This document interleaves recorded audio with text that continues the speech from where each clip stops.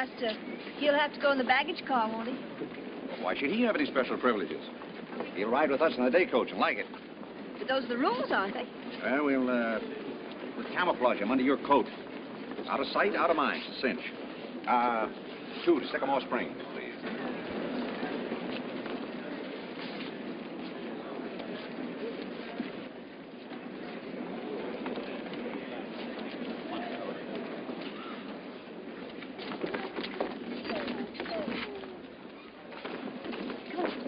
Oh, Nick, Asta, catch him. Yeah, you get them. Asta? Asta? Asta?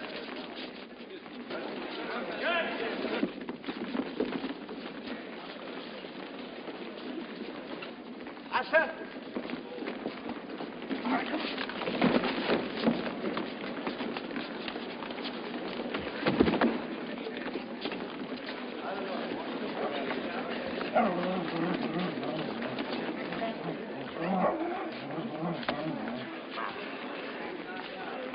Here, what's going on? Nick Charles. Hiya, Clancy. Nick, I'm surprised at you. I thought you could handle the stuff.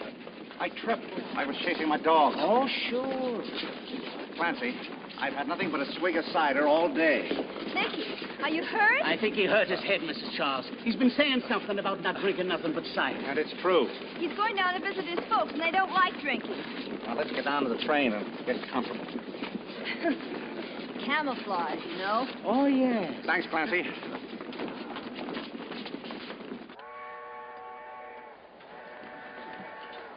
Pardon me? It's cozy, isn't it? C'est la guerre, madame. C'est la guerre. That's French for bottoms up. Tickets, please. Nicky, you really like cider. I love it. Just the pure, natural juice of the apple.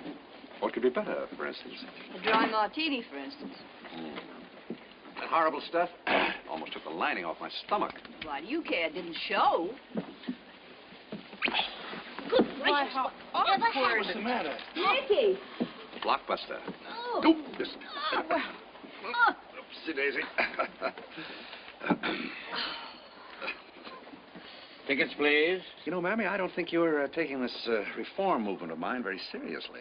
Not very. You just wait a couple of weeks on this cider, and I'll be a new man. Well, I sort of like the old one. Why, Doc, that's the nicest thing you said to me since the time I got my head caught in that cuspidor at the Waldorf. Well, that wasn't the Waldorf. That was the Astor. Astor? Astor. All animals must go in the baggage car. That's not an animal. That's my fur coat. If it can wag its tail, it goes in the baggage car. So it was going to be a cinch, eh? Very well. Credit me with an error. Hey, mister, when you pass the kitchen, will you ask the chef to warm this up? I don't dance, Bub. Body temperature. Good grief. Are you on milk now? I'm warming this up for a friend. Oh, I beg your pardon. Why, if it isn't Nick Charles, where did you drop in from? You sure are a sight for sore eyes. Hiya, Brogan. Well, cut off my legs and call me Shorty. It's a small world, ain't it? Ain't it? Ain't it? Where you going? Oh, we're off on a little vacation. Sycamore Springs. I get it. I'll play dummy. Oh, you're on the wrong horse, Brogan. This is Mrs. Charles. Oh, sure. How do you do, Mrs. Charles?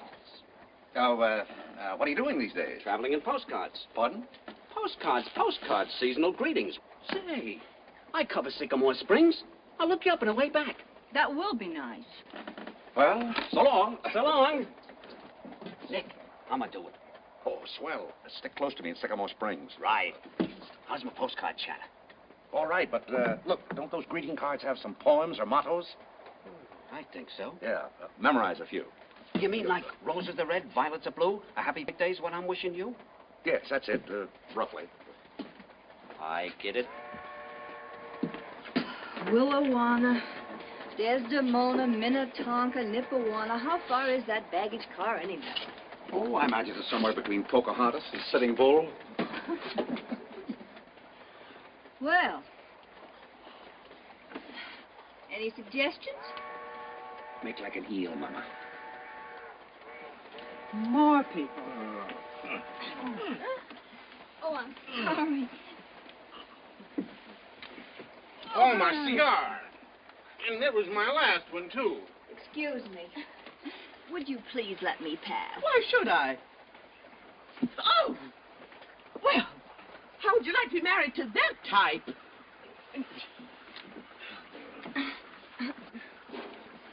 Oh, excuse me.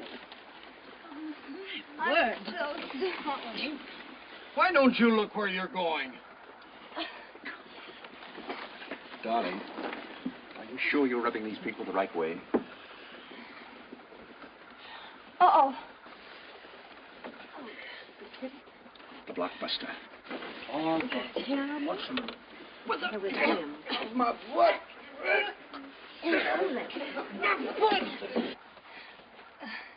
Will you please let us through? Well. Oh, certainly. Make way for this lady and her baby. Make way. She wants to get to the dining car. Make way for the mother. Follow me.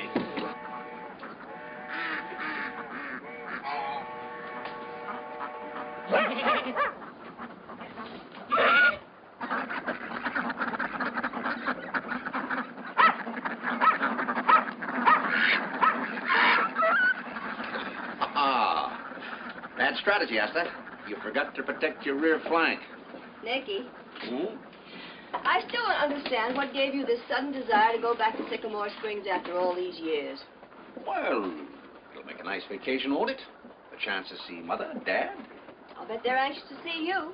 And not just the family. The whole town will probably turn out. After all, you are the local boy who made good. Oh, now, darling, come.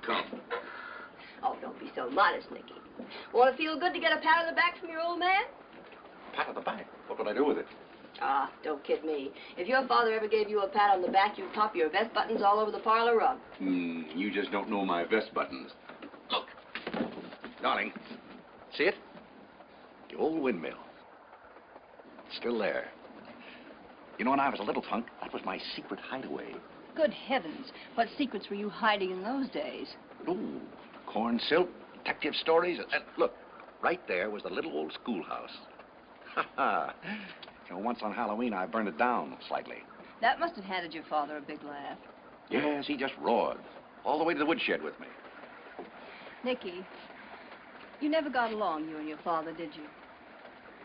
Never got along. I wonder whatever gave you that impression. Oh, he's never come to see us in New York. Well, he's pretty busy, you know.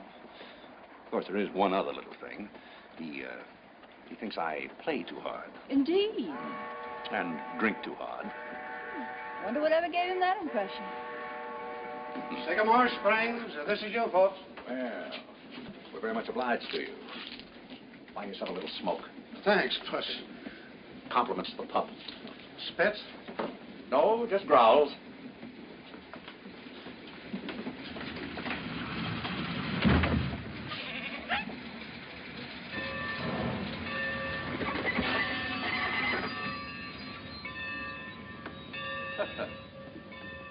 That's funny.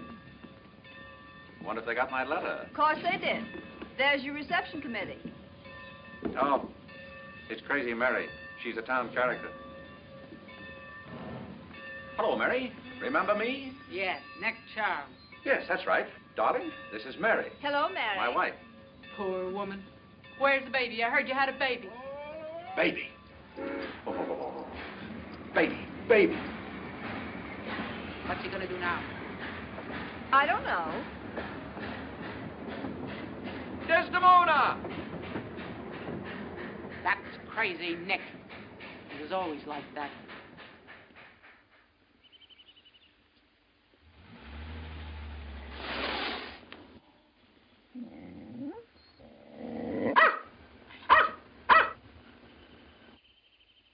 Asta!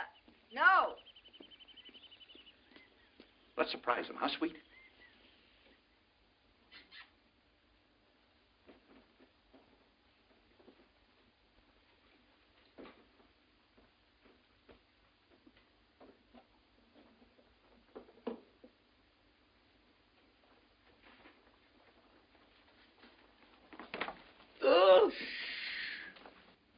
surprise. The doctor isn't in.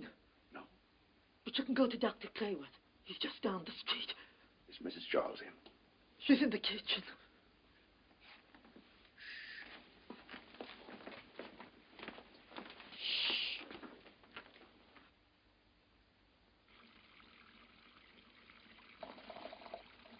What's cooking, Ma? Oh, just making a little tea. Nick's my darling. Oh. Yeah, Ma. Oh, how wonderful that you could get here for your birthday. Wasn't it? Nora. Hello, Nora. dear. Oh, what a lovely suit.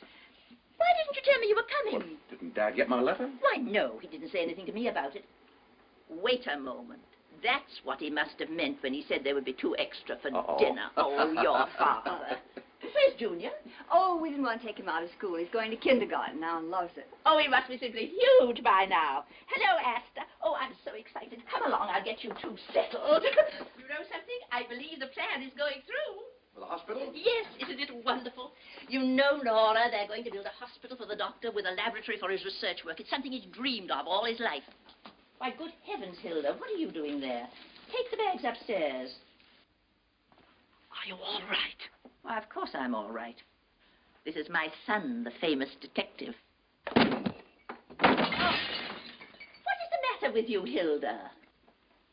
Detective? Now, this is all your fault. Mine? Yes, it only behaves like this when there's excitement in the house. Do you mean to tell me that this table hasn't been fixed yet? Well, if you want to make yourself useful, you can fix it. There's a screwdriver in the kitchen. I don't need a screwdriver. I've got a little gadget right here in my pocket that'll do anything, from manicuring to safe cracking. Safe cracking, Nicky. Now, how did this get in here? Come along, help me with the tea. And take off your pretty hat.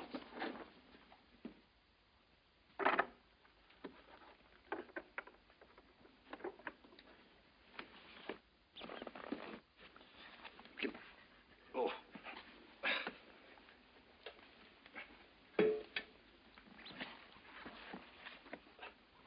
Now, just a little elbow grease. There we are.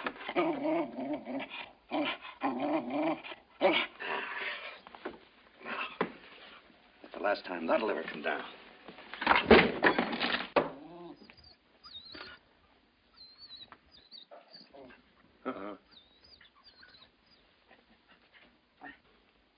Oh, Doctor. Oh, Nora, dear. I'm so sorry I missed you at the station. Oh, that's all right. I managed to get him here. Yeah, so I see. Hiya, Pop. Hello, son. Well, let's get him on his feet. Come on, up you come. You know, I was just fixing this table. Yes, I know. And I suppose that's furniture polish. That, Dad, is cider. Uh-huh. Taste it. Oh, I don't have to. I believe you. Come on, just one little swallow. Say it's cider, it's cider. Please, Dr. Charles. Oh, well. Why, Nick, this is cider. Oh, what a dinner. What a dinner.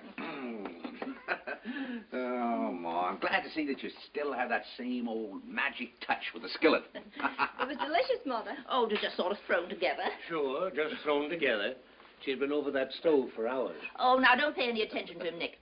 Hilda, bring the coffee in here. Well, Dad, that certainly is fine news about the hospital. Yes. Sam Ronson's going to make a recommendation at the next meeting of the board. And a recommendation from him is as good as an order. Who's Sam Ronson? He's the town banker. He has a hand in everything that goes on here. I suppose he's what you call a typhoon. Don't you mean tycoon, Mother? Typhoon is a sort of big wind. Well, that's Sam Ronson. Nick, tell us something about your work in New York. Yes, Nick, do. Have you gone to work? What are you doing? Oh, same old things. Oh, so you're still a policeman? Well, I'd hardly put it that way. No? How would you put it? I'd say that Nick was more of a genius. My Nick? You see, Nick doesn't actually work with the police. In fact, people call on him who think he's better than the police. He's paid very large fees because his work is important, extremely important. My dear Nora, I didn't say it wasn't important. Well, you implied that you didn't think it was very important. You gave the impression that you thought that Nick walked up and down the street swinging a club. Oh, well, if I gave that impression, I'm heartily sorry. Oh, sure. A very handsome apology. If Nick thinks it's important to be a policeman, that's all that matters, I suppose. But you don't know what he does. Darling, why don't you pop out to the kitchen and speed up the coffee? Hmm? Some of the cases Nick has solved were considered absolutely impossible. Darling, let me show you the view from the front porch. Oh, it's beautiful in the moonlight. What about the Wynant murder, or the Fingers O'Toole case, or the Slaughterhouse mystery? Or take Stinky Davis. Stinky Davis? Stinky Davis? The Stinky Davis case illustrates what I mean about Nick. Yes, I'm sure it does, Nora. Do you still take 2 lumps in your stinky, in your coffee? Just imagine, 4 murders, all strangulation. No fingerprints, no clues. The police were baffled. Yes, of course. All they had were 4 bodies. So what did they do? They dumped the whole thing in Nick's lap. I see. Nobody suspected Stinky, because he'd been a cripple ever since some nitro went off while he was cracking a canister in Salt Lake. Everybody thought it was Rainbow Benny, but Nick knew that Rainbow was an expert with the shiv. Strangling was out of his line. Oh, smart Nick. Then they turned the heat on Slasher Martin, who ran a dice joint down in Chinatown. But Slasher had an alibi with Squinty Burke and Studsy Green, so that took care of him. But all the time, Nick was certain that Stinky Davis was the killer. Why? Because he had him pegged right away for a 2-timing, double-crossing rat. Would the police listen to Nick? No. They told him it was a hophead theory, wild as loco buttons, because Stinky was a cripple and couldn't navigate. So Nick got the brush off from the police. They cold-shouldered him right out. But did that stop him? No, sir. He knew the case was hot, and he was all set to start cooking on the front burner. He said, Stinky, you're the 2-timing, double-crossing rat who strangled Nobbs McClure and Greasy Joe and Horseface Dan and Denver Mike. And then he turned his back on the police. And the trick worked, because Stinky got up out of his wheelchair and tried to strangle Nick with a piece of wire he had hidden in his mouth. But just in time, Nick turned around, gave him the old 1, 2, and knocked Stinky colder than an ice flounder. Stinky wasn't a cripple at all. He was just using it to cover up his crimes. Now, what do you think of that? Well, if Nick suspected that Stinky wasn't a cripple, why didn't he have him examined by a doctor? The whole thing's so silly. Dr. Charles, you are impossible. Now, you see, you've upset her. Spirited little thing, isn't she? Well, you know how women are. No. How are they?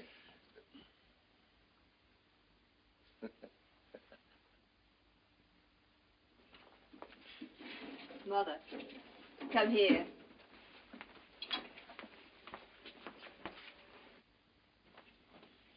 Isn't he beautiful? Mother, what's wrong between Nick and his father? Why, hasn't Nick ever told you? No, he's very seldom talked about. Well, it seems rather silly, but the doctor had his heart set upon Nick becoming a doctor, too, so that they could work together. That's how the whole idea for the hospital first started.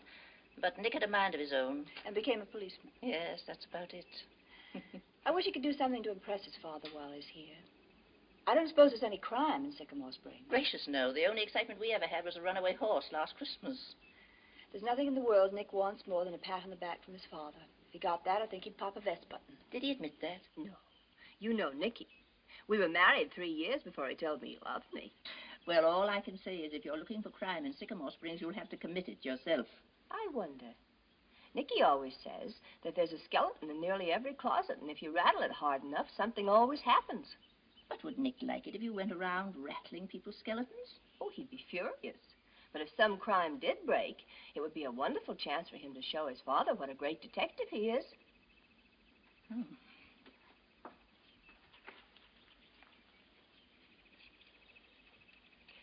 Studying hard, Junior?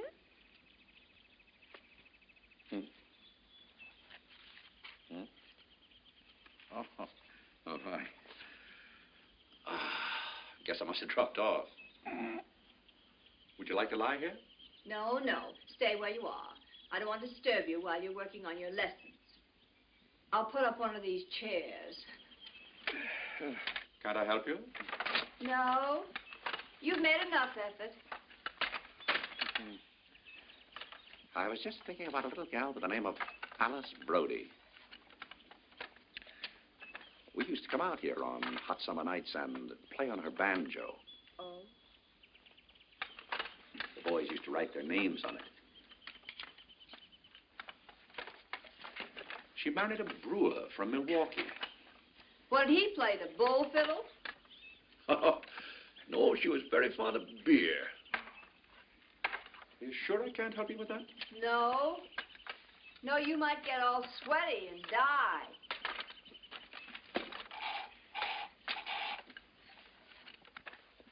Well, hello there. Nick, you old son of a gun. Why didn't you let me know you were in town? Oh, hello, Bruce. Hello, Nick. Well, looks like the old days. Yeah. Darling, meet an old schoolmate, Bruce Clayworth. How do Mrs. you Charles. do, Mr. Clay? How do you do, Miss Charles? Well, I'm certainly glad to meet you. Now I know the secret of Nick's success. Oh, yes. If it weren't for her money, I probably would have had to go to work like you, Bruce. What do you do, Mr. Clayworth? Oh, I'm just a small-town doctor. Always will be, I guess.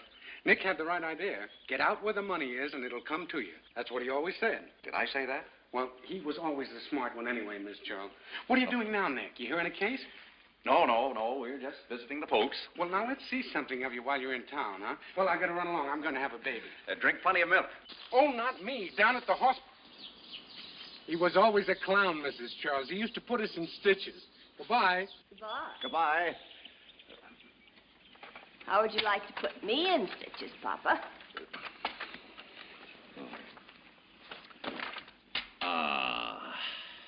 Well, if it isn't little Nicholas Charles.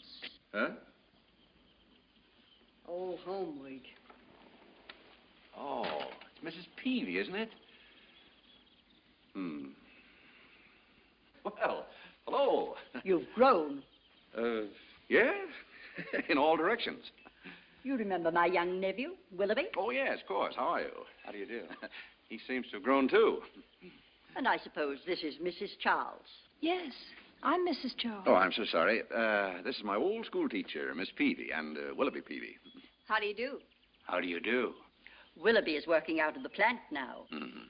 Are you in town on a case, Nicholas? No, I'm just trying to get a little rest. I dare say there's plenty of evil in Sycamore Springs, and it's your duty to ferret it out. Well, I dare say. Hew to the line. Let the chips fall where they may. Asta, no. What a nasty little dog. Come along, Willoughby. Oh, don't hurry away. I hope I see you again, Mrs. Charles. Without your dog. Darling, is that why you burned the schoolhouse down? What did you want to shoot your mouth off about me for? Hush up. I just told them you were working at the plant. I didn't tell them what you were doing.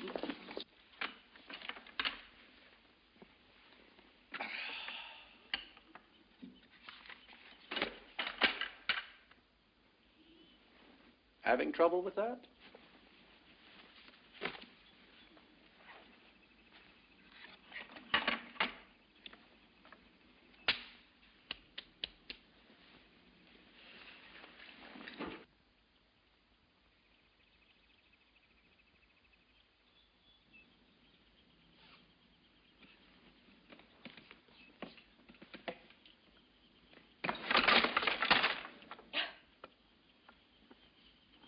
Very funny, I'm sure.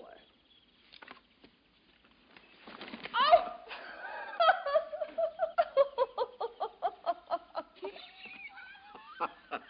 Children.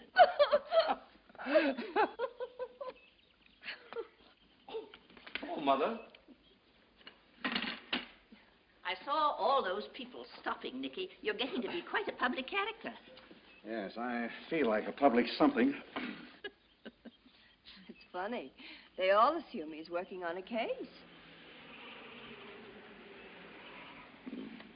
Mind if I come in? Not at all, Laura Bell. Come along.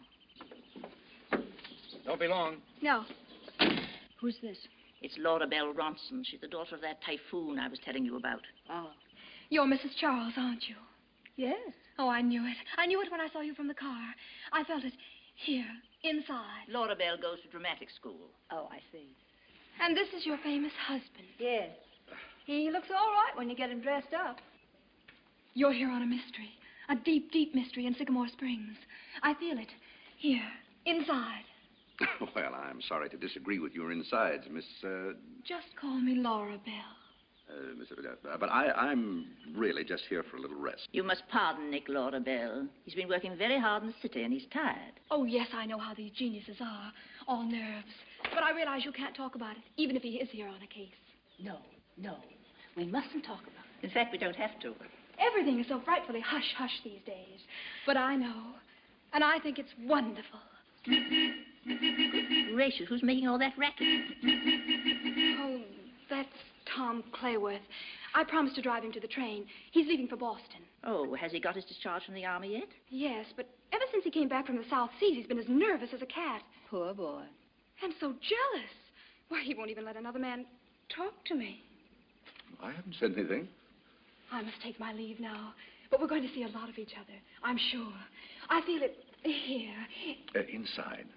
Yes. And don't forget, Laura Bell, we mustn't talk about it. Oh, I understand, Mrs. Charles. And your secret couldn't be in better hands.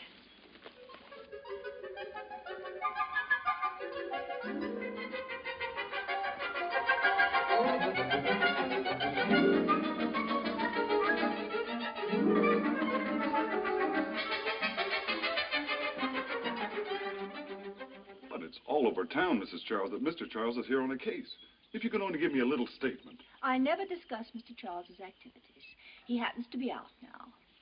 But Mr. Charles is in town. Mr. Charles is a detective, and you can draw your own conclusions. Thank you. In an exclusive interview with Mrs. Charles by the Sycamore Springs Evening News, she raised an eyebrow and said, "I never discussed Mr. Charles' activities, but you can draw your own conclusions." Now, that's a lot of malarkey. Well, I've known Nick Charles for years. If there was anything going on in this town, he'd be the first to let me know.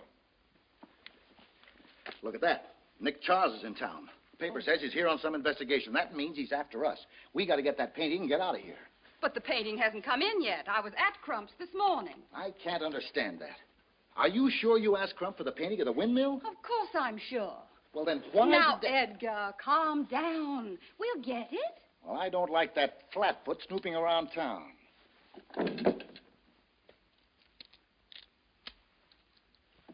We'll go down there now. All right, all right, all right.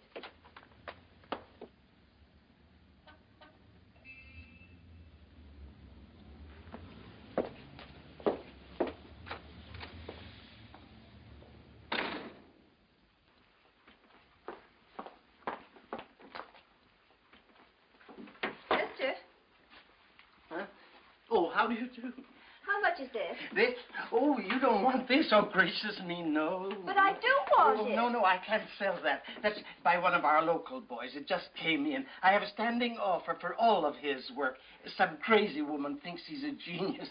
But I happen to like it. That old windmill has a certain sentimental association for my husband, and I'd like to give it to him for his birthday tomorrow. How much does the other woman pay you? Oh, $50. She buys all of his work. I'll give you $60. I beg your pardon? I said I'd give you $60. But you'll never make any money paying $60 for a $50 painting. But I don't want to make any money. My husband spent his whole youth in that windmill, and he's sentimental about it. Tomorrow is his birthday. Can't you understand that? Yes, but I promised her. She'd be awfully mad at me. Oh, don't worry about that. Yes, but I like to keep my promises, if I can. 10, 50. I wish I'd gone into some other business. 60. There you are. Oh, don't worry about that. Thank you. Good day. Good day. And happy birthday.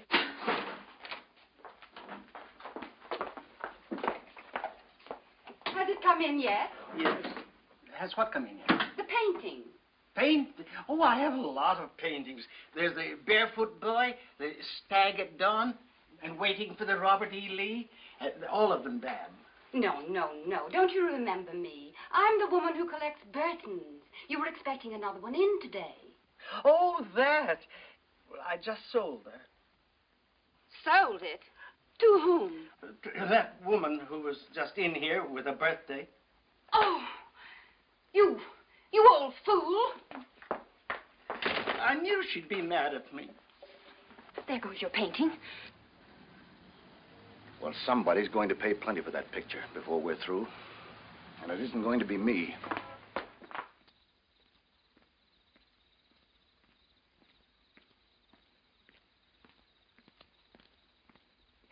Good evening, Willoughby. Mr. Charles, you looking for clues? Oh, no, I'm not, but my pup seems to have found something. Yeah. Well. Come on, Asta. You've had enough botany for one night.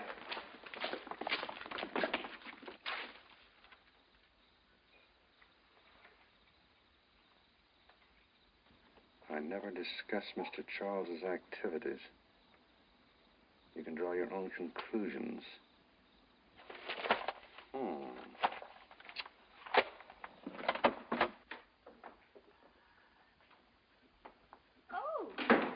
there you are. I thought you were never coming. Something happened? Nothing. I'm just glad to see you, that's all. Oh, well, has Papa's little hunchy-punchy been having a busy time? Well, We mustn't tire ourselves out, must we? what have you got behind your back? Oh, the paper. I couldn't find it. Father, does the old woodshed still stand in its sheltered nook amongst the trees? Yes, Nick. Mm-hmm. And does the trusty razor strop still hang behind the door?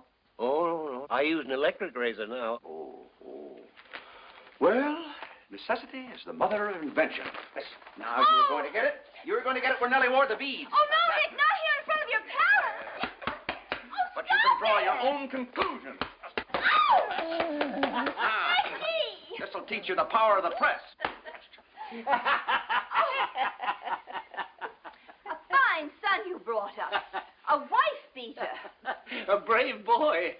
I wanted to do that to Mother for 40 years. I dare you. Who could that be? Well, one way to find out.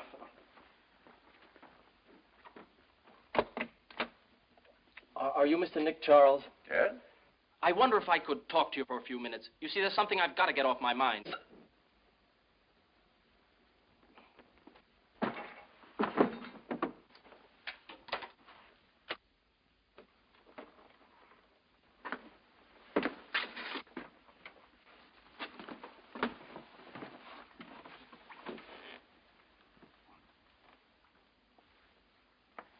He's dead, Nick.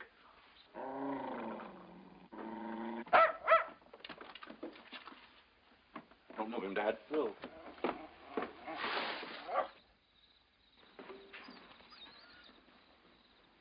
that you, Nick? Broken. Yeah. Where are you? Here in the bushes. Did you hear a shot? No. That's funny, neither did I. Why, something happened? Nicky, what is it? Oh, darling, it's Mr. Brogan. You remember? He was just coming to call on us. Oh, what's he doing in the bushes? Why, He was lighting a cigarette. Yeah. Will you come up to the house with us? Man's just been shot. Oh. The bell rang. I opened the door. He keeled over. Oh, Mother, Dad, this is an old friend of mine, Mr. Brogan. How do you do, Mrs. Charles? How do you do, Doctor? How do you do, son? Time and tide wait for no man. Nick, you better phone Bruce Clayworth. He's the official coroner in this town. He lives just down the street. Yes, what's his number? 148. You know, Doctor, this is just typical of Nick. Wherever he goes, you always find bodies. It's just typical. Hey, Dr. Clayworth there. Just a moment. Dr. Clayworth? Yeah? Phone for you. All right. Thank you, Miss Hobby.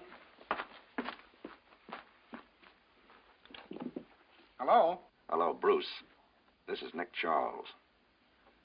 A man's just been shot over here. What? Well, who is it? I don't know. Would you notify the police? Yeah, sure I will, Nick, and I'll come right over, too. I'll be through here in just a minute.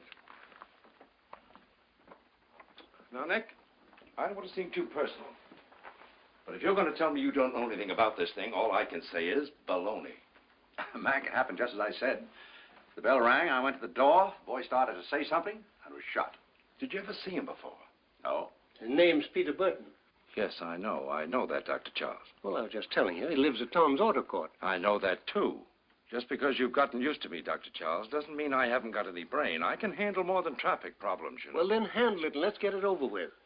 I'm not used to policemen in my living room or people messing around in my laboratory. I like peace and quiet. Good for you, Dr. Charles. Tennyson says, peace shall pipe on her pastoral hill a languid note and watch her harvest ripen, Thanksgiving. Nick, did it ever occur to you that somebody might have been trying to take a pot shot at you and hit the boy instead? Well, that's an angle. You know, he might have taken a shot at you and missed. And a miss is as good as a mile. Mr. Brogan, if it isn't too much trouble, would you mind telling me where you came from? Why, I'm a friend of Nick's, get it? And I was just passing by, get it? So I thought I'd just stop in. Get it? Do you usually drop in the bushes? Well, can't a fella stop to light a cigarette? If Mr. Charles can be of any help to you, Mr. McGregor, I'm sure he'd be only too glad. Oh, I'm on a vacation. Besides, you can't just barge in on another man's case. You could be called in as a specialist, couldn't he, Father? Well, I'm not Of course so a man could be called in as a specialist. You told me so yourself. Well, if I need any help, I'll ask for it. That's the right spirit. And the safety of this community couldn't be in better hands. Who'd like some cider? Nick. Oh, Nick, here's the bullet. I don't know much about such things, but I imagine that was fired from a .45 or something in that general field. Well, give it a Mac. It's his show. Thanks. I'll send this to a good ballistics expert. Nick's a good ballistics expert. Yeah, I'm a ballistics expert who's on a vacation. Who'll have cider? Very little water in mine. Is the cider in here? Yes, Hilda, yes, sir. how about some glasses? Hilda, Yes, sir. suppose you do the honors. Yes.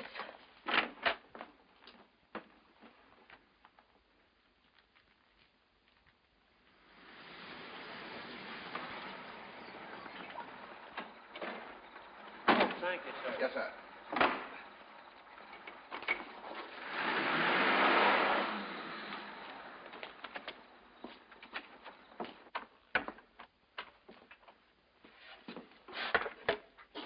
What's the idea? We ain't had a vacancy in 2 months. You have now. Peter Burton's just been shot. Peter Burton's been shot. Number 19 with a bath and shower. I want to ask you a few questions about him. Know nothing about him. Less you notice in this business, the better it is. Mum's the word around here. Mum's the word. Well, I always said something would happen to that boy. Yeah? Why? Bad-tempered and ornery. He had a fight the other night. Fight? With whom? Don't know the name. The other fella ended up with 2 black eyes like a raccoon. What was the fight about? Can't say for sure, but like as not, it was over that Laura Bell Rumps, and she was traipsing over here all the time. I said Mum's the word. Mum's what word? Yep. Yep. Oh. Is that McGregor? Yep. Is he on his way? Yep. Okay. When he comes, I'll be number 19. Oh. I hope you haven't touched anything in there. No. We clean once a day in the morning. Mm-hmm. You two better stay here. Oh. Yes, sir. And remember, Mum's the word.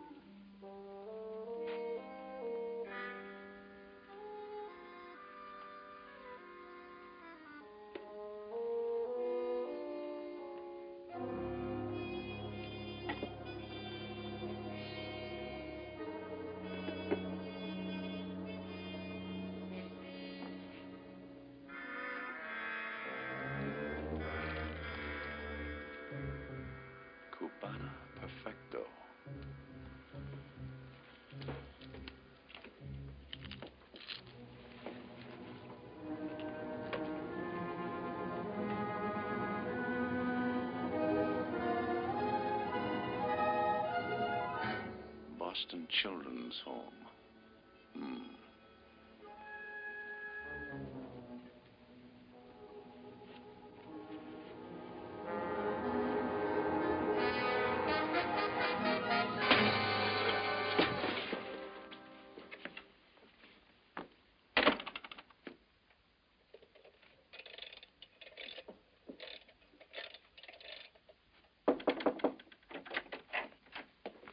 Why don't you girls go to bed? I'm worried, Bertram. Something might have happened to him. Nonsense. Nick's old enough to take care of himself. To think that I fell for that cider routine, he's probably got the case half solved by now. But where can he be? He's probably turning that auto camp upside down. Don't you think it's possible he might be turning a drink upside down? Not on your tin type. When Nick puts his mind on a thing, he never makes a false step.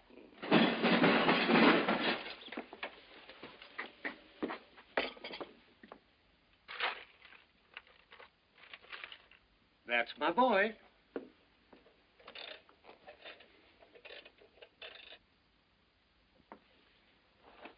Well, let's see, Asta. Where shall we put it? I really shouldn't give him a birthday present at all. Sneaking off like that, getting drunk. Without me. Running into an old sweetheart. All his old sweethearts were laid end to end. I'd use him as a sidewalk.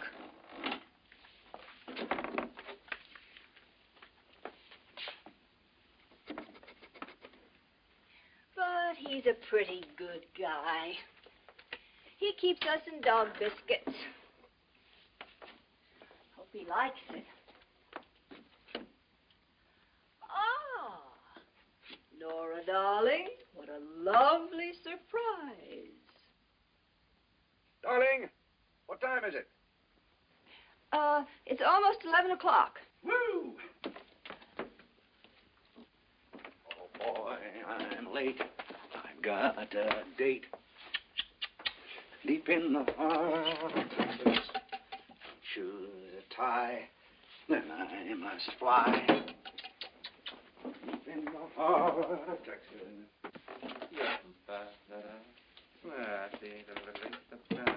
Deep in the heart of Texas. Darling, where's my belt, the gold buckle? Buckle, buckle, who's got the buckle? Buckle down, Winsaki, buckle down, down, down. There it is, right in front of you.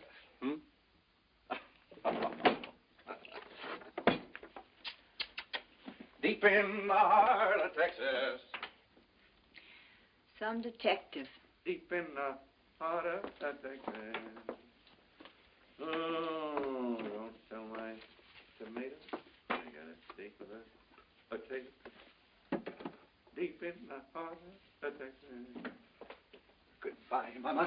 I'm off to Yokohama. Deep in the heart Nick, of... what is this sudden epidemic of kisses for? For my birthday, remember?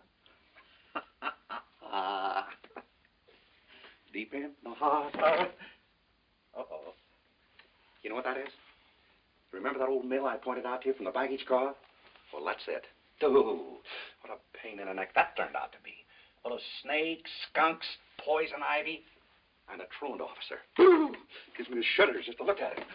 How dear to my heart are the dreams of my childhood. Deep in the heart of Texas. Hilda, take this out and burn it. Don't you like it? No. Can't say I blame you. Hilda, what are you doing with that picture? Mrs. Charles told me to burn it. Oh, let me see. Why, I think it's very pretty. It's just the thing to give to the bazaar at the hotel. It's all right with me. I'll tell Miss Larbell you're here.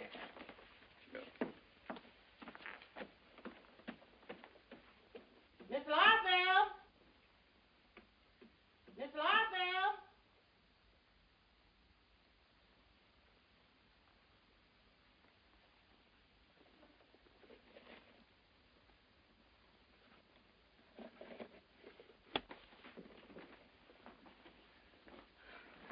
I hope I'm not disturbing you, Miss Rawson. Oh, it's all right. You came to talk to me about Peter Burton, didn't you? Yes. And you were very brave to see me at a time like this. Oh, it doesn't matter. People are born, people die. Life goes on. Poor Peter. At least he has outsoared the shadow of our night. Envy, pain, and hate can touch him not. That's Shelley. I always turn to the poets for comfort in all my sorrow. Yeah, me too. Now, about Peter, I just wanted to ask you a few things about his friends, his family. He was alone. He had only me. Oh, well, he must have talked about his family, though, his childhood. He talked of nothing. Our souls and spirits communed. Words would have been empty, meaningless. Yes, I can understand that. A cigarette, Mr. Charles? Oh, thank you, no. A cigar?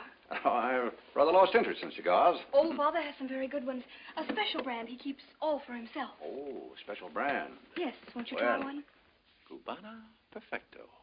Mm. Well, yes. This does interest me. Thank you. You and Peter saw quite a good deal of each other, huh? Yes. Fellow artists, you know. That fight he got into recently must have been rather distressing to you, wasn't it? Fight? Yes, he gave somebody a pair of black eyes. I know absolutely nothing about that. Oh, is that so? Your father didn't approve of Peter, did he? Poor Dad. So provincial, you know. He just didn't understand. Oh, I tried again and again to explain to him how platonic and beautiful it was. But he just made scenes. I thought he was going to have a stroke or something. Oh, it was awful. You poor child. Oh, and it wasn't only Dad. No one understood what Peter and I meant to each other. Why, Tom Clayworth made such a fuss if I even... Oh, well, you wouldn't be interested in all that. On the contrary, what about Tom? Well, you know what an emotional type Tom is, and so jealous. Why, if he heard I even spoke to Peter, he'd hit the ceiling. Did he ever hit Peter? Oh, no. Were you afraid he might? Well, you see... Oh, Mr. Charles, Tom had nothing to do with Peter's death. I know that. Mm-hmm. But the last time you went out to see Peter, wasn't it to warn him that Tom was jealous, perhaps made threats? You're quite wrong, Mr. Charles. Was it to warn him against your father? My father? Yes, he didn't want you to see Peter. He made violent scenes about it. You told me so. You tricked me into telling you that. Tricked you? So what do you think this is, Miss Ronson? A parlor game? A man has been murdered. Your father threatened Peter, didn't he? No, that isn't true. You must believe me. I swear it. Oh, I believe you. No, you don't. You're just trying to trick me into telling you more. Well, I won't. And I won't listen to your accusations. Get out. Go on, get out.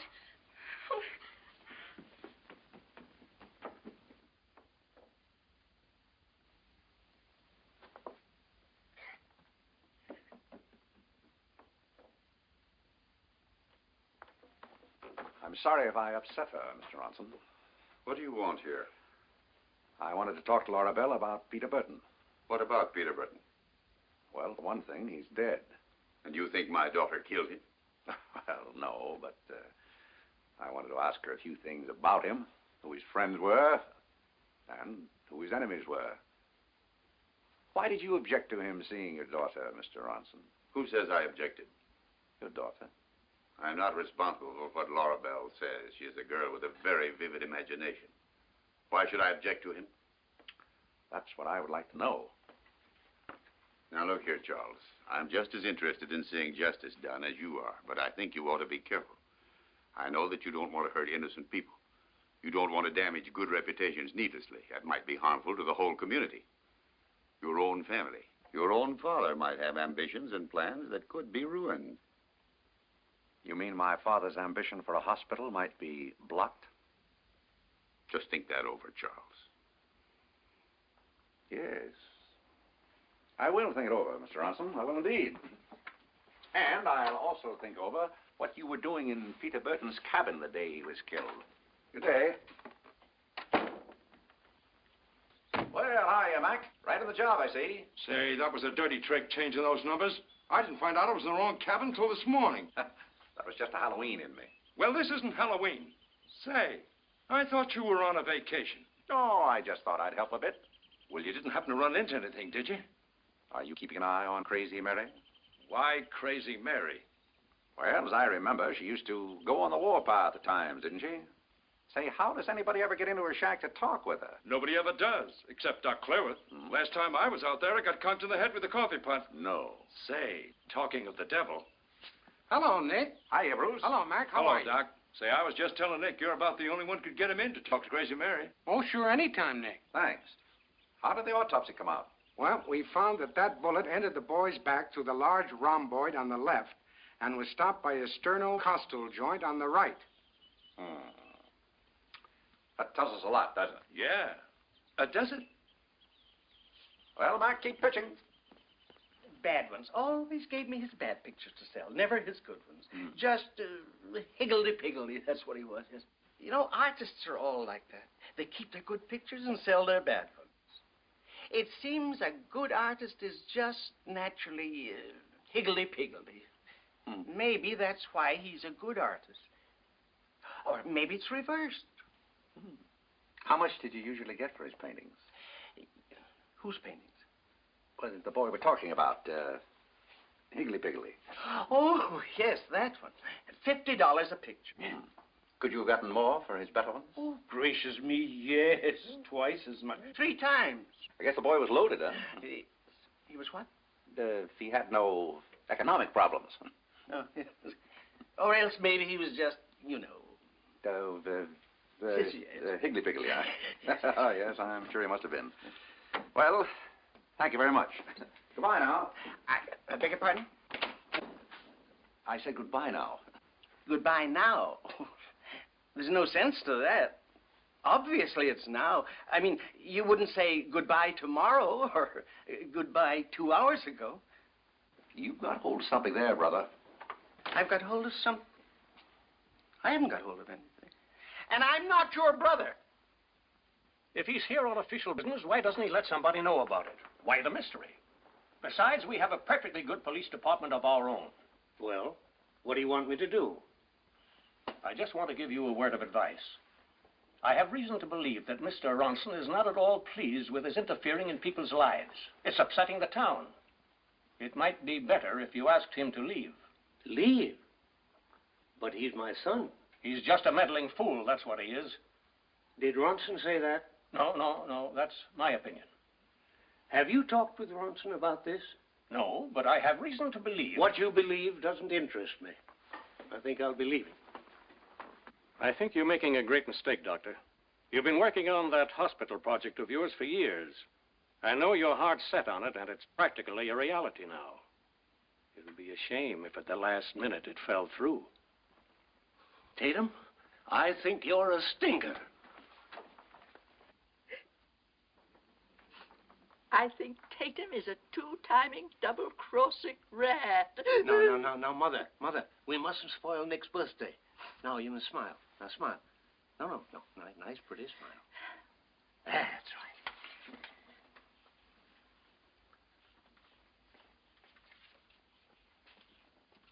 Happy birthday to you. Happy birthday to you. Happy birthday, dear Nicky. We're glad to see you. Oh, that's beautiful. Oh, thanks, Dad.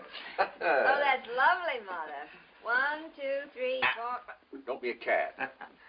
Why, this makes me feel as if I were in short pants again. That I want to see. Oh. Here goes. Well, make a wish. Oh, yes. All right.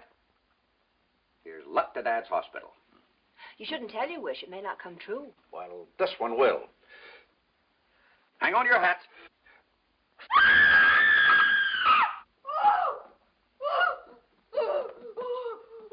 A man! There was a man! Where? In your room. Who was it, Hilda? It was dark. I couldn't see. I walked in and there he was.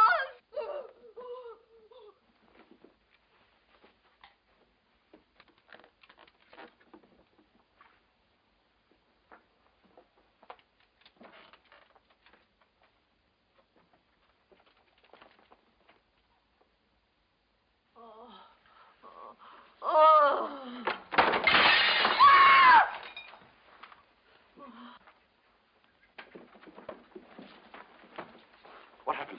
It was the table you fixed. It's fainted again.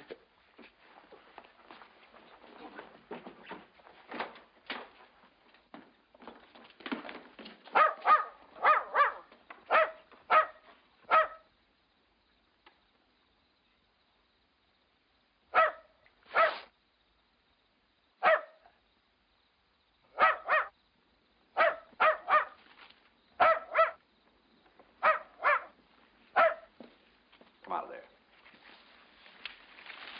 It's me, Nick. For the love of...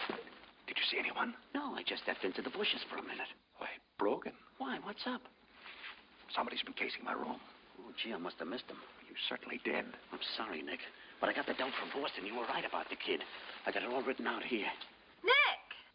Oh, it's Mr. Brogan, dear. I can let you have this lot. We're not official snore it or a dozen. Good evening, Mrs. Charles. Lighting a cigarette again? Oh, no. I was just going to ask him to have some cake with us. Of course. He can't stay out here in the bushes.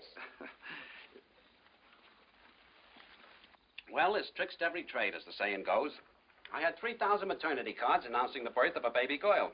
All of a sudden, everybody starts having boys.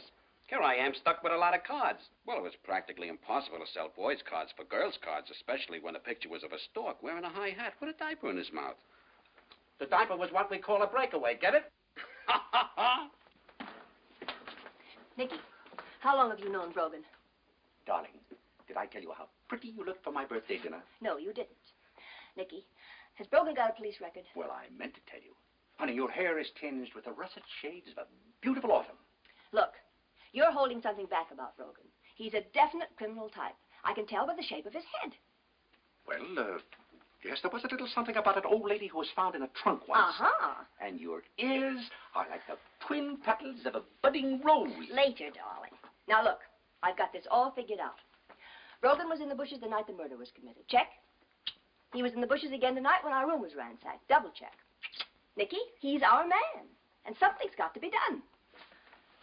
And that's not it. Not even on my birthday?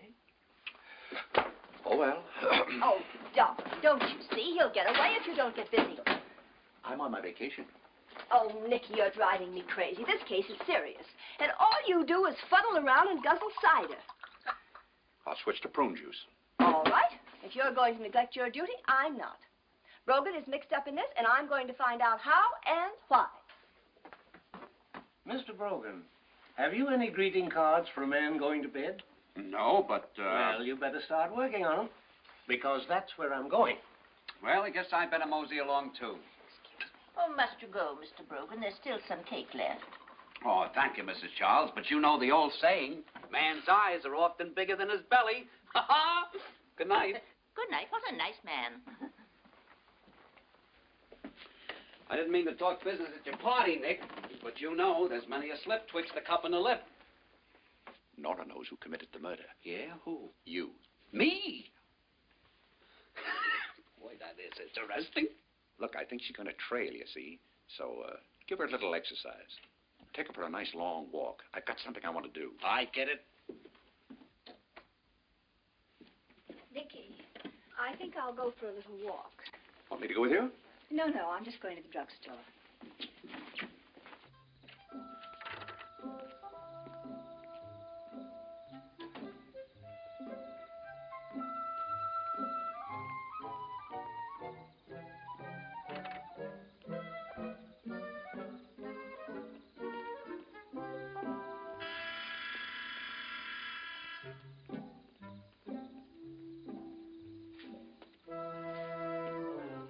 Good night, Nicky. Oh. Good night, darling. Now, try to get to bed early. Ooh, you know me. Hello, Bruce. Nick Charles. Busy? How'd you like to take me out to Crazy Mary's?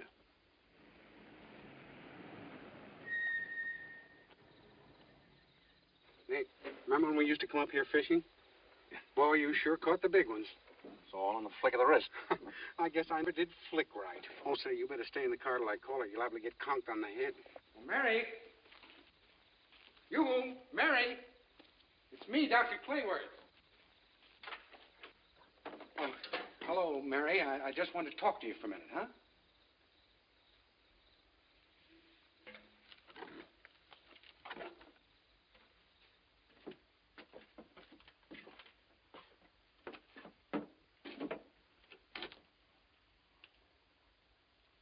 Get out of here. No. Get out. No, Mary. Nobody's going to hurt you. I don't want him around here.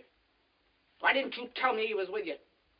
Get him out. No, he just wants to ask you a few questions. I'm not answering any questions.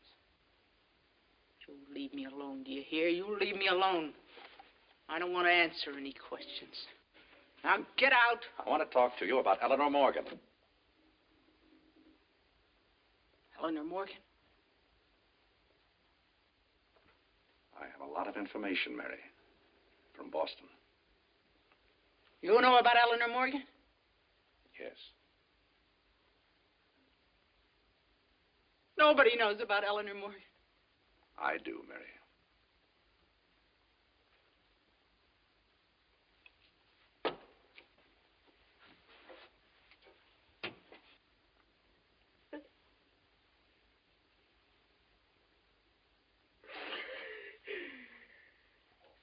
Peter know you were his mother, Mary? No. But I watched over him best I could. Sure you did. Who do you think killed him? How should I know? He had a fight with somebody out at the auto camp. Gave him a couple of black eyes. Who was that? Bill Burns out of the plant. What was the fight about? I ain't gonna tell you nothing. Now get out of here. I'm trying to help you, Mary. No, you're not. Nobody's trying to help me. They're all against me. I know what they're after, and they're not gonna get it. I'll get it first, because I know somebody that'll get it for me. If anybody else comes nosing around, they're gonna get something they don't like. Now get out! No. All right, Mary. All right, we're going.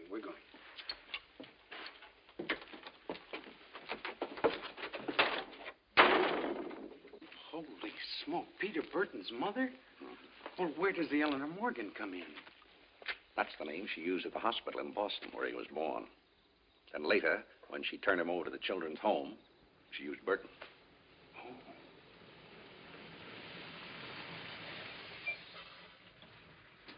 Hiya, Mac. What delayed you? For a guy who's on his vacation, you certainly buzz around a lot. I was looking for you, Bruce. I wanted you to come out here with me. Nick tried me. He couldn't get anything out of her. Oh, yeah?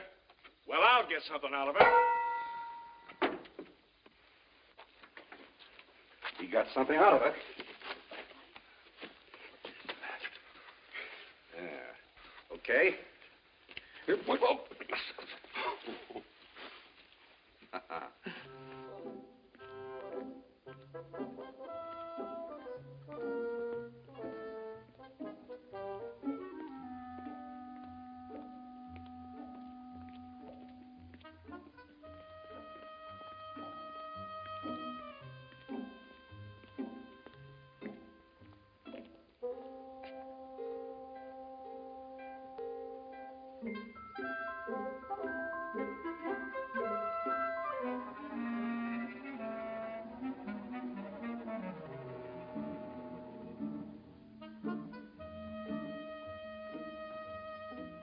Hello.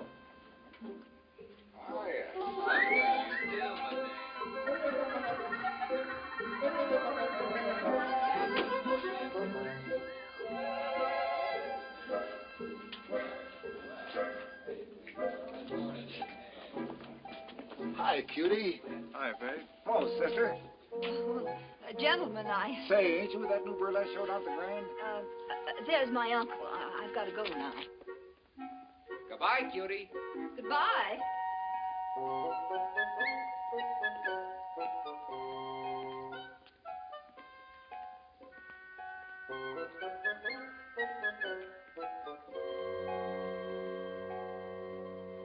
Yes, sir? Oh, let's see now. Where was I going? Oh, yes. What time's the next train to New York? 10:14. Thank you.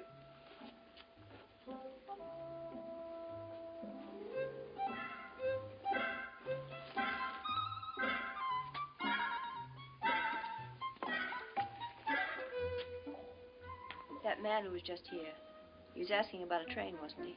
Yes, ma'am. The 10:14 to New York. Oh.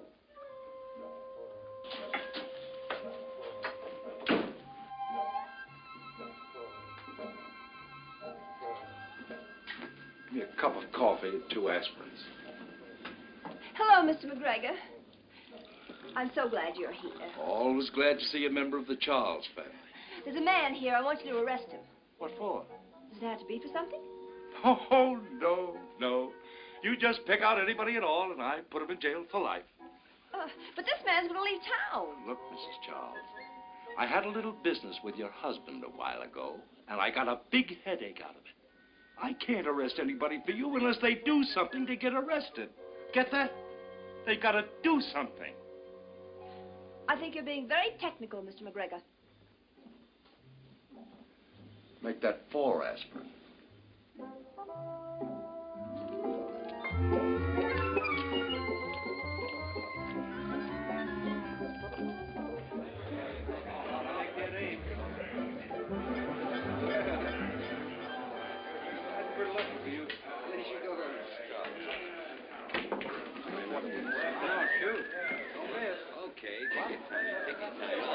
This is all you need, you know. What you doing? Yeah, I did. Looking for somebody, sister? Hey, what are you doing? Come on.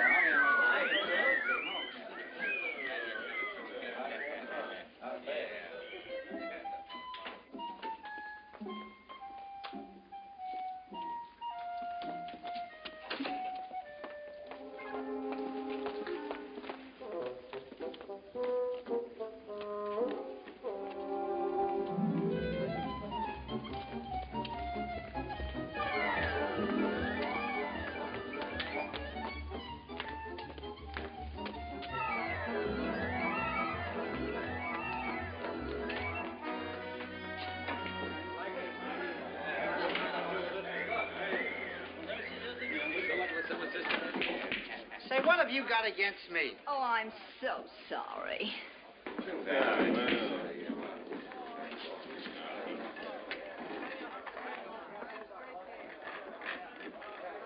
Sorry, lady, but we don't allow no unescorted females in here. Isn't that an old-fashioned point of view? I mean, after all, times have changed. She's with me, bartender. 2 beers and hurry it up. I hope you don't mind my barging in like this. Oh, that's quite all right. Pool rooms are so informal. Well, I wanted to talk to you. You see, well, as a matter of fact, I've been following you. You've been following me? Ever since you left the house. Silly, I know. But my wife has got her heart set on a picture, one you bought at the Crump Art Shop.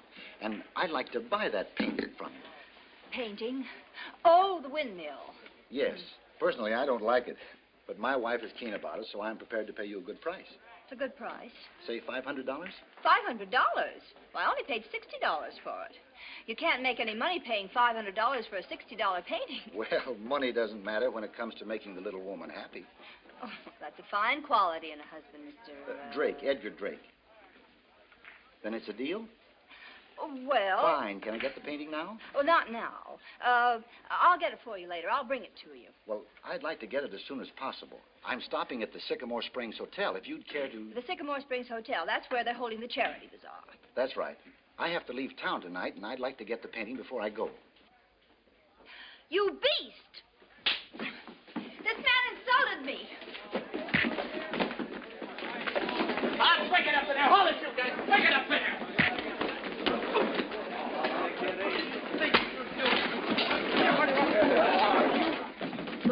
My.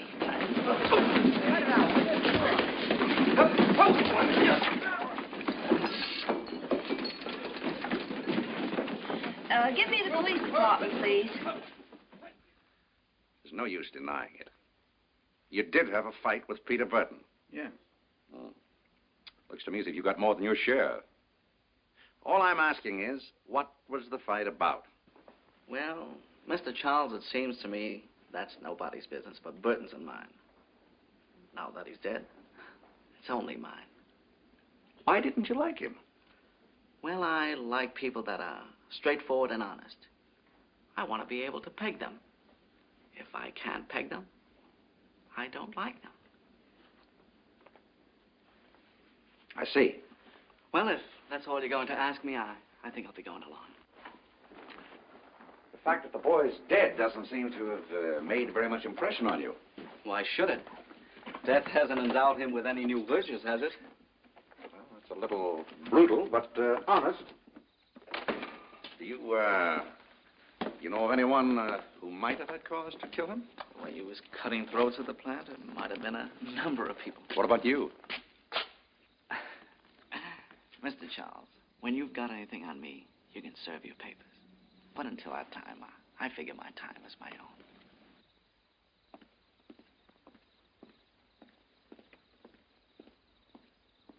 What did he want? Just wanted to ask me a few questions. Questions about what? Come on, Asta.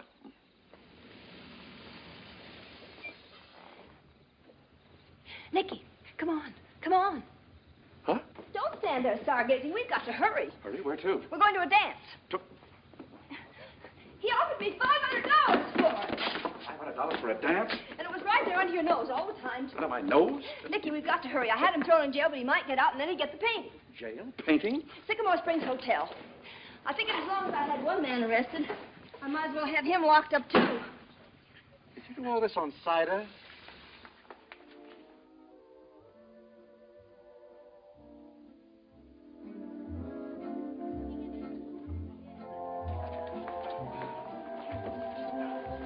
I thought you'd be proud of me killing 2 birds with 1 stone. 2 birds. Yes, they're both in jail. Who's the other? Brogan. Brogan's in jail. Yes. Oh, Mr. Charles. Sure. I'll split my business up among you. Give it to the boys. Oh, good evening, Mr. Charles. Whoa. I bet you think I'm a silly little girl for behaving the way I did at the house. You were perfectly right to be angry with me. I'm not angry with you. Oh, aren't you really? No. Here, I'll prove it to you. I'll take all your tickets. There. Oh, you can prove it even better by dancing with me. All right. Put me down for a dance. Oh, do you jitterbug? No, put me down for a slow polka. Was that necessary? Do you have to shine up to him like that? Oh, Tom, you're impossible. Nicky, it's gone. Huh? What's gone? The painting I gave you. The painting you gave me? I mean, the painting I didn't give you. Come again? For your birthday. The painting that you gave me that you didn't give it for... I beg your pardon. I didn't understand. Gracious me, what are you doing in here? Don't you remember me? I'm looking for the painting of the windmill. The windmill. Everybody's looking for the painting of the windmill. Now, you get out of here. Goodness gracious. All a painter has to do nowadays is to get killed and suddenly becomes a genius. What? Did you say the painter was killed? Yes. Peter Burton, all higgledy-piggledy. Was that painting by Peter Burton? Gracious me, yes. Everybody's been after that painting. First the blonde, then Sam Ronson, and now you. Sam Ronson? Yes. Well, where is it? I sold it to the blonde. Mr. Crump, what was the blonde's name? Mrs. Edgar Drake. She lives here in the hotel. Drake. Well, that's the name of the man who offered me the $500. Wait here.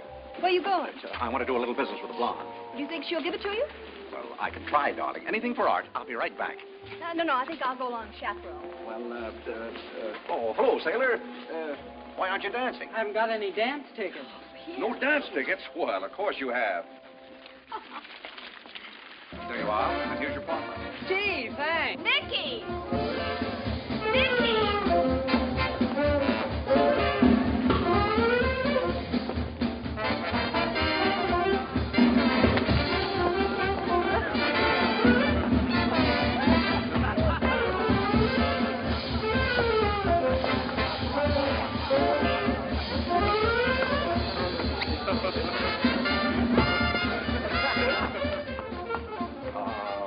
What's the number of Mr. Drake's room? 124. 124, thanks.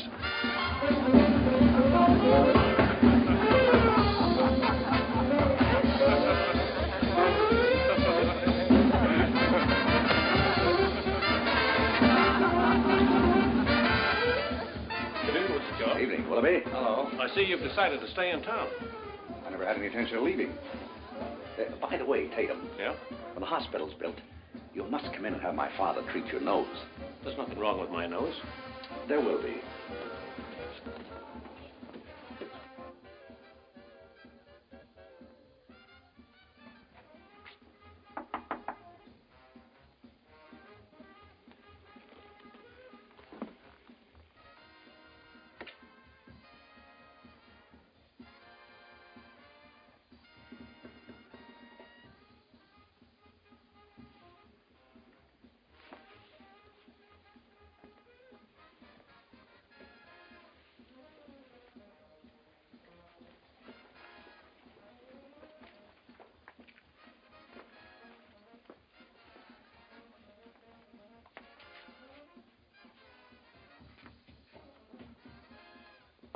Oh, pardon me.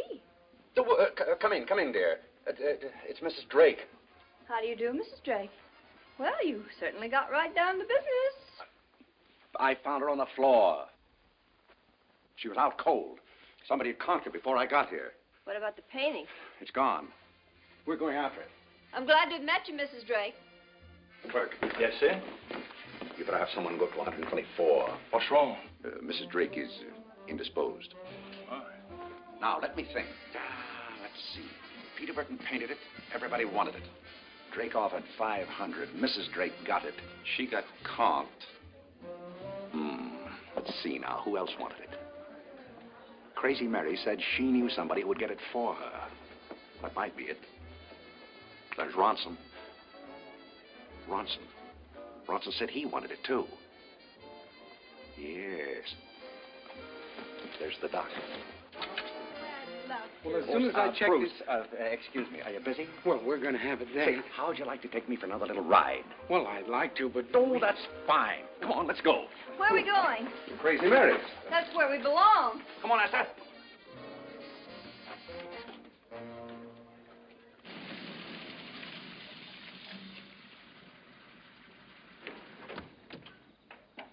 Dr. Clayworth's going to miss all the dances. Oh, don't worry about me. I'm not much of a dancer anyway. Yeah, Nick was the one the girls always wanted to dance with. I hear he also played the banjo.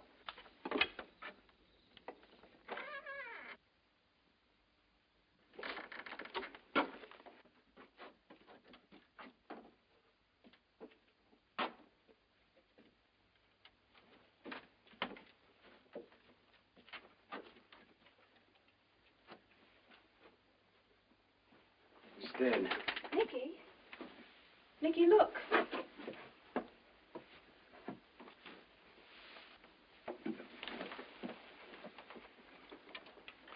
Shot with their own gun. Hey, that's one way of destroying fingerprints, huh? Certainly is, yeah. We better call McGregor. Aston, what is it?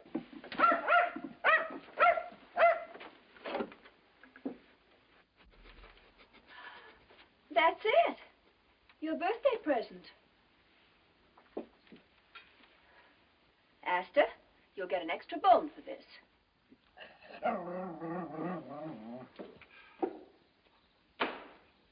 Nicky. Hey, what are you doing up this hour? I came down to ask you that. Well, I was just concentrating on this little gem. Funny thing to concentrate on this hour of night. Why don't you tackle it in the morning when you're fresher? Say, you're pretty fresh right now. You know, this has to be solved by morning. We're in the home stretch. How's it look for the finish? Well, I'm not passing out any tips just yet.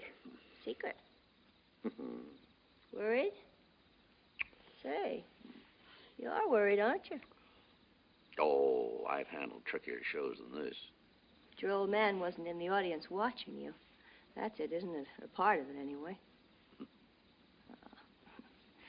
You'll get it. You may not be any great shakes as a detective, but you're lucky. You'll solve it. And your father will be proud of you.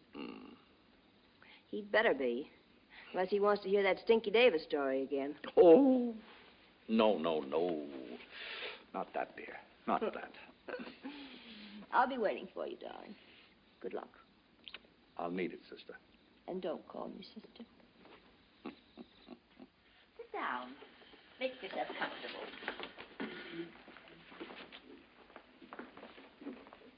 I demand to know why we were brought here.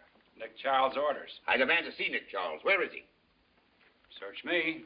I demand to know what those people are doing in my laboratory. I don't know. Where's Nick Charles? I don't know. You don't know much, do you?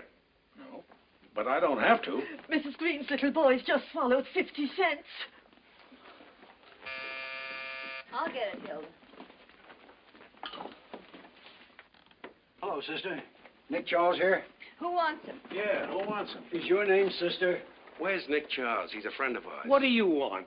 Pull in your ears, Pop. Now, listen, you. You behave You yourself. leave him Ralph. alone. Look, Bob, he sent for us.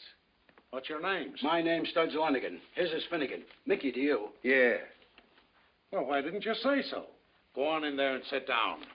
And keep quiet. Is it always like this, Nora? Always. You have my deepest sympathy.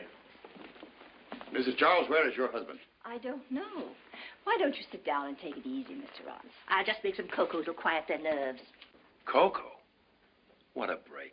I'd like to know why it's necessary to herd us all into a room like this. For a very simple reason, Mr. Ronson. This is the way he always works. And this time, he has a very special reason. Whatever he does, no matter how idiotic it may seem, nobody ever outguesses him for long. Just wait. You're going to be mighty proud of him. I've seen him work on situations like this that look completely hopeless, when suddenly the guilty party cracks up and starts trying to shoot his way out. But he's not going to turn this place into a shooting gallery. That's the way these things usually wind up, called the payoff. I usually duck under the sofa when it starts. It's outrageous, treating people in this high-handed fashion. Where is he? Oh, he's probably arranging a few surprises for us. Right now, it may be part of a strategy of nerves to keep us all on edge. But when the stage is set, he'll make a dramatic entrance. I'm usually nervous, too, but this time I'm not. You see, I know who it is. You do? Well, who is it? Wouldn't you like to know? Ah, there he is. And mighty beautiful timing, I'd say. Hiya, Slugs. Nicky. Hello, Hi. Nick. Got him, huh? All here. Good. Suppose you unwrap them, huh? Sure. Sorry I had to keep you all waiting. I just want to ask you a very few simple questions. Nothing really difficult or involved. Just some little things. And I'm sure you'll all want to help. Mr. Drake, you like it? A genuine button, Mrs. Drake. By the way, how's your head? Does that mean anything to you, Willoughby? To me, no. It will. Mr. Ronson, does it mean anything to you? No. Sure? Of course I am. All right. I'm just asking. Uh-oh. Ronson's cooked. Mr. Crump, does that mean anything to you? Gracious me, yes. Squidgy, isn't it? Worse than that. Precisely, yes. Now, I'm about to demonstrate something to you. And in order to do it, the room will have to be dark. Hope you don't mind my taking a few ordinary precautions, but sometimes people have a habit of carrying firearms. So, Mac, will you take over? Everybody's going to be searched. Frisco. He can't do that. There won't be any payoff. Now, look here. This is going too far. Nick, stop being absurd. These people aren't criminals. They're respectable citizens. They don't walk around with guns. Here's one. As superintendent of the plant, I handle the payrolls, and I need it for protection. This is a 45 Army Colt. That's the same kind of a gun killed Peter Burton. Let me out of here. I've got to get out of here. You've got to let me out. Wait a minute. Take it easy. You can't hold me. You've got nothing against me. I've got a very important appointment. Well, your appointment will have to wait. I can't wait. Really, it can't. With whom was your appointment? I can't tell you. Well, I'm afraid you'll have to stay then. I wonder if she's acting.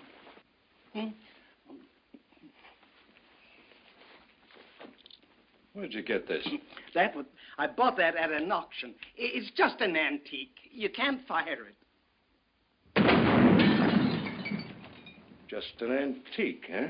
Here's another one.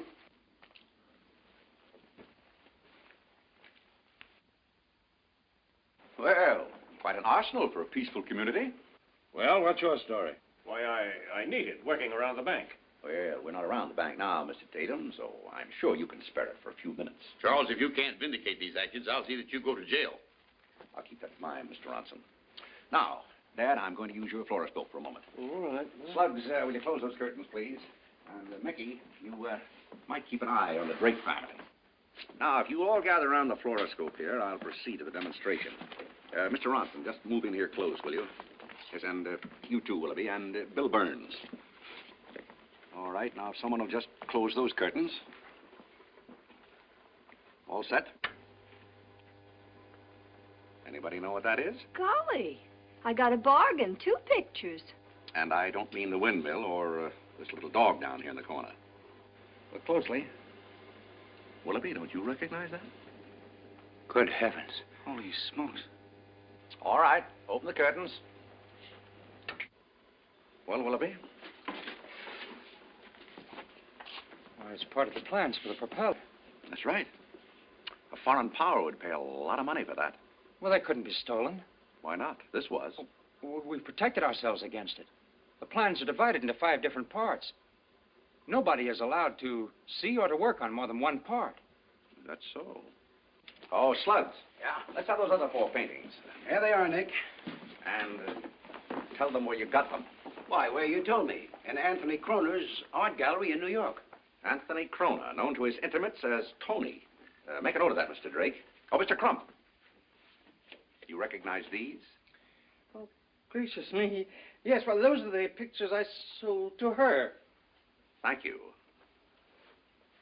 And under these 4 innocent-looking paintings are the designs for the other parts of your propeller.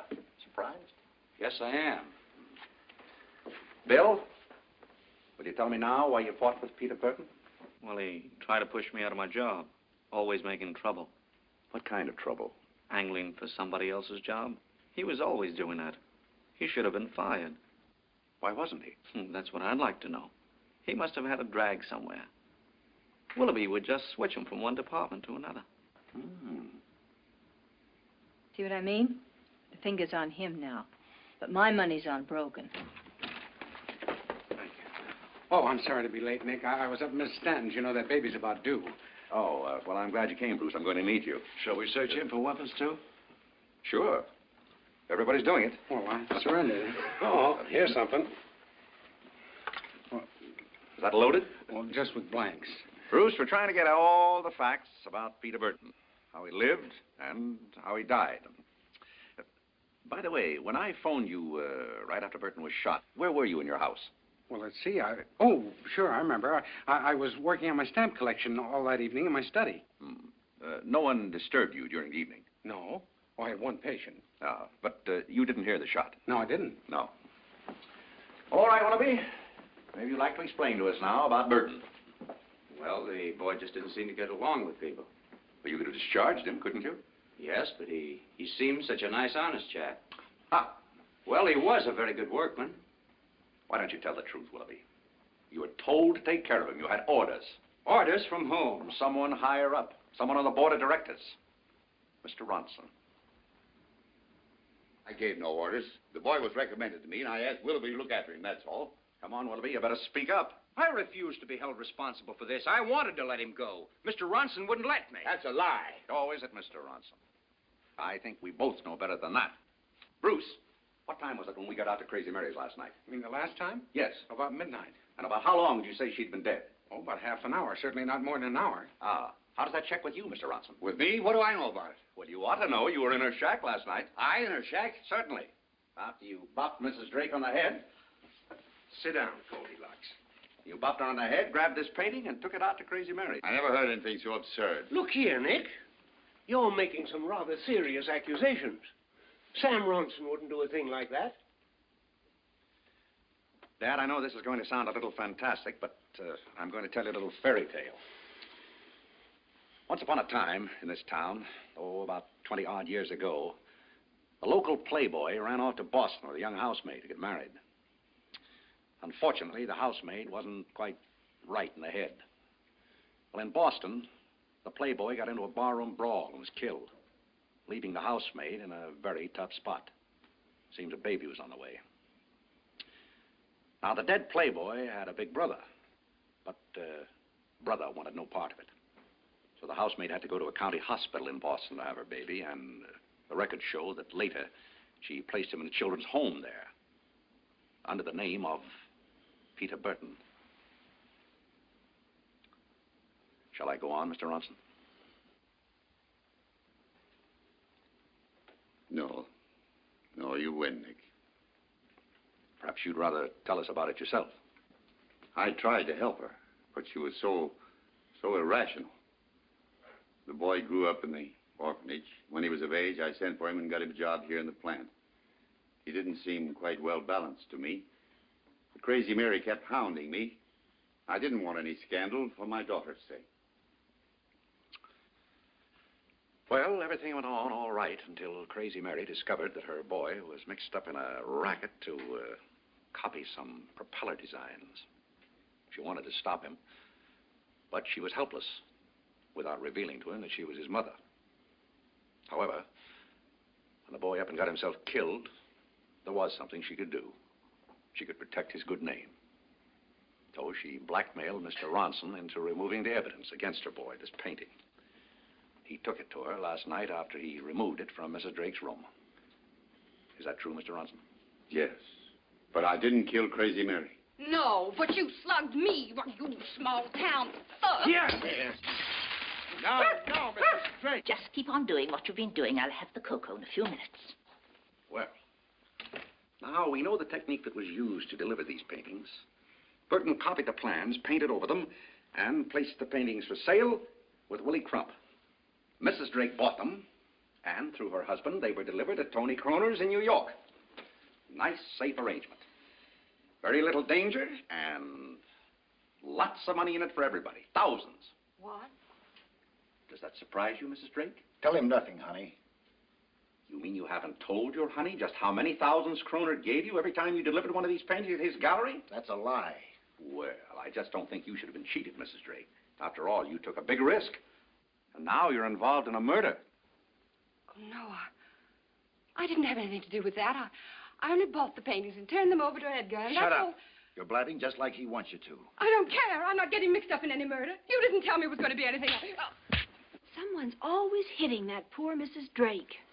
Drake, you arranged the scheme to steal these plans through someone here in Sycamore Springs. Someone who lives here and is well regarded in the community. When we find who that individual was... Nick, look out! Oh, Jesus! Here you are, Nick. It was exactly where you said. There's one cartridge missing. Ladies and gentlemen, this is a rifle called an Nambu. It's used by Japanese snipers in the Southwest Pacific. It has long range and great accuracy. And this one's equipped with a silencer. Many of them were brought back by our boys as souvenirs. Well, my brother Tom brought that gun back. Yes, that's right. Well, you're not trying to imply that he... No, I'm not implying anything. I just agree that it was his gun. Well, I think that's as good as implying it. I agree with Bruce, Nick. These people are my friends. A little while ago, you had us believing Sam Ronson was guilty. Ronson's just a red herring. I don't care if he is a red herring. I'll never believe Sam Ronson killed anybody. He didn't kill Crazy Mary, Dad. When he arrived at her shack, she was already dead. Well, how do you know that? Well, he took the painting to her. That was the evidence she wanted. Had she been alive, she would have destroyed it immediately. Apparently, she never got her hands on it. Let go of me. You got no right to bring me here. I haven't done anything. Tom, I tried to get away. They wouldn't let me. What's the big idea? Come in, Tom, and join the party. We're trying to catch a murderer. Bruce, according to your autopsy report, Peter Burton was shot with a .45 revolver. The bullet entering the large left rhomboid, puncturing the posterior lobe of the left lung and the lower lobe of the right lung, lacerating the parenchyma, grazing the aorta, and lodging against the 12th right costal rib. That's your boy.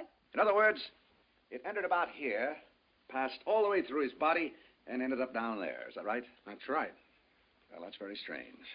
Because for a .45 revolver to get that amount of penetration, it would have to be fired almost point blank. And for a bullet to have traveled downward at such an angle, the revolver would have to have been fired by some little gremlin hanging from our porch roof. Well, there was no little gremlin, so he couldn't have been shot with a revolver. No. The bullet that killed Peter Burton was fired from a rifle, from a distance and at an elevation. A rifle equipped with a silencer. A rifle like yours, Tom, which, by the way, has one bullet missing. What are you driving at, Nick? Simply this. Bruce, you switched bullets on us at the autopsy. It was a Japanese rifle bullet you removed from Burton's body, but it was a .45 revolver bullet that you handed McGregor. What's the answer? Well, I did that to protect Tom. Because everybody knew how jealous he was of Burton on account of Laura Bell. You thought Tom might have killed Burton? No, but what was I to think? He had been raving around the house that night. Oh, indeed. Oh, Mrs. Hobby, on the night of the murder, when I phoned Dr. Clayworth to come over, where was he? He was upstairs, sir. You're quite sure of that? Yes, sir. I remember distinctly of going to the stairs to call him. Uh-huh. And how long before that had Mr. Burton left the house? Well, just a few minutes, sir. That's all. Thank you. So I was right, Bruce. Burton was at your house. Well, I told you I had a patient, Nick. Yes, but you withheld the fact that the patient was Peter Burton. And it seems that you were not downstairs in your study all evening, as you said. Well, I might have, for a minute, Are you trying to blame this on me? Bruce, when we went out to visit Crazy Mary the first time, you stood outside and called to her, remember? Well, what's the matter with that? That's the only way you can get in to see her. Exactly. But last night you didn't bother to call. You just barged right in. Why was that? I didn't just barge in. Well, I was excited, I guess. I don't know why I did. I'll tell you why. Because it would have been silly to call to a dead woman. And you knew she was dead. Because you'd killed her. I think you're crazy. What was your business with Drake? I've never had any business with Drake. You called on him frequently at his hotel. I checked on that. Oh, well, that is professional. He was a patient of mine. A patient? Is that right, Drake? That's right. Is it true? He's never been sick a day since I've known him. Thank you. The truth is that Drake gave you a chance to pick up some important money. And you talked that bumble-brained Burton kid into carrying out the scheme. When the news got out that I was here on a mysterious investigation, Burton got into a panic, decided to come to me and make a clean breast of it. That would have cooked your goose. So when Burton left your house and came over here, you rushed up to your brother's room, grabbed his rifle, and just as Burton reached our door, you shot him. You're a liar. No, you're the liar, Bruce. You lied about your association with Drake. You lied about being downstairs when Burton was shot. You knew Crazy Mary was dead when we went there. You switched bullets at Burton's autopsy. I told you I did that to protect Tom. Miss Ronson, where was Tom the night that Peter was murdered? He was in Boston. I phoned him that night. So you weren't protecting Tom, you were protecting yourself. Any other answers, Bruce? Yeah, I got one more. Oh, you were always the smart boy, Nick. You know all the answers. You caught the big fish. You beat me at everything. Well, now it's going to be different this time. It's going to be a tie. You got me, but I got you. You haven't the nerve to pull the trigger. Oh, haven't I, though? No. Get him, Zilla. You drop it, Bruce. Let me alone. Drop it. Take your hands. Drop it. I forgot to tell you, Brogan removed the firing pin from that gun. Oh, no. Get him out, man. Oh, you can't beat me again. Come on. Let me at him. Oh, you can't beat me again. Mr. Charles, I've been wanting to do this ever since you got here. May I have your autograph? It's for my mother in Walla Walla.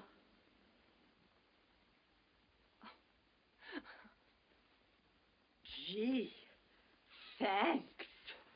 That was wonderful, Nick. Great work, my boy.